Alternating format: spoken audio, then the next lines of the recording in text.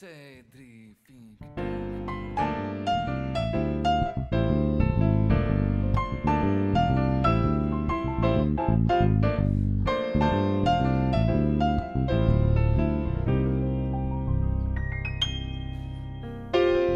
Zelfs aan no zil ik naar vroege bestemmingen te gaan.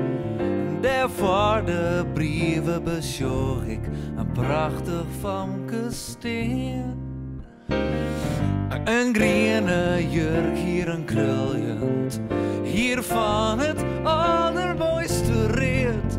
Ik ken u te vjetten als je dat de twijfel haar frustreert.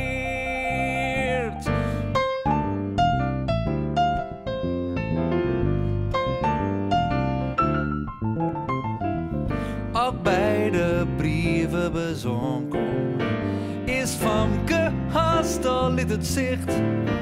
Maar op het groen van mijn voeten, daar luidt een brief nog dicht. Hoewel verstoord als zijn best docht, had mijn nieuwsgierige zalvoen. Ik lees in hetzelfde rit handschrift, de datum justerjoen. Lief, tot het moment dat je dit leest, zal ik doen als is er niets aan de hand.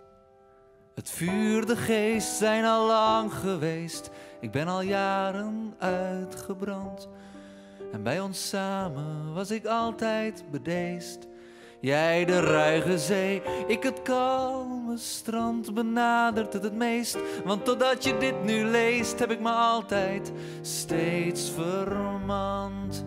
Lief, tot nu je deze zinnen ziet, zal ik doen al maar alsof als weleer. Jij was het niet die mij rijmen liet, al doet mij schrijven nu zozeer.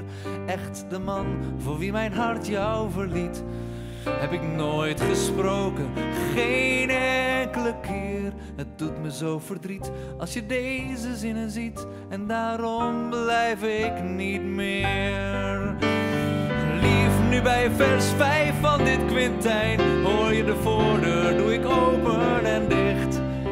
Ik vertrek vilijn, maar door klief, door pijn. Lief, ik ben hulpeloos gezwicht, en niet langer houd ik jou aan het lijntje. Ik snap dat je mij van schuld beticht, maar nimmer zal je zijn na dit allerlaatste kwintijn. Never, nooit meer in mijn zicht. Dus ik denk dat is correct misgaan, en denk zij houdt mij grif een plus. Als ik de briefvloed op luidjend maar voortsmiet in een brievenbus.